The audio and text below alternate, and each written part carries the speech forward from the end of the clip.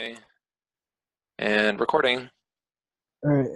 Hello, Mr. Reeves. So my name is Michael, and I'm currently in my senior year in high school. Okay. And first off, I would like to thank you for taking your time out of your day to do this interview with me. And what we will be discussing is your experience in Scientology. Cool. So I'm going to ask you questions about like 6 or 7 ones. You've seen them already, That's right. and just answer them like as completely honest as you can.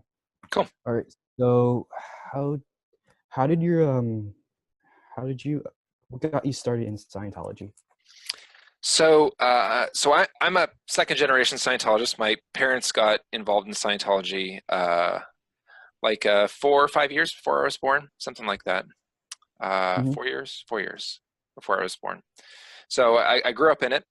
It was a little bit of a kind of a, I guess you could say, unorthodox, not unorthodox, I guess a little bit of irregular in terms of how most people end up in Scientology, because they're usually somewhat close to a church. We were in rural Maine, and Hmm. so our nearest major church of Scientology is in Boston from there. So it was a bit of a drive. We couldn't really participate often as most folks would, but I still kind of grew up immersed in it. There was a small office in Portland, Maine, which is about a 80-mile drive from where I lived. So, but yeah, so that was about the when that I started off, and I did my first course in Scientology when I was about 9, and I Yes. would say that I probably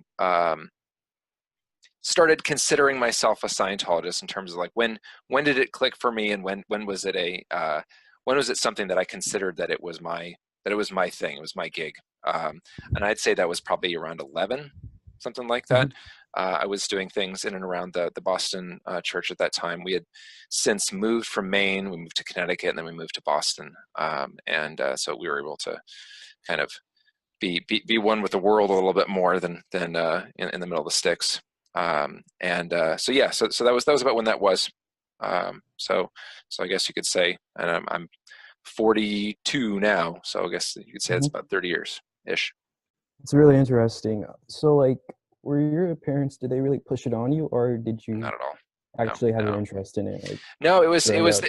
they would just kind of, and this is kind of how I've seen most Scientology families be. It's just kind of like Scientology is kind of the the the the antithesis of like being dogmatic. There's not like a sermon you got to listen to. There's not a thing you got to go believe.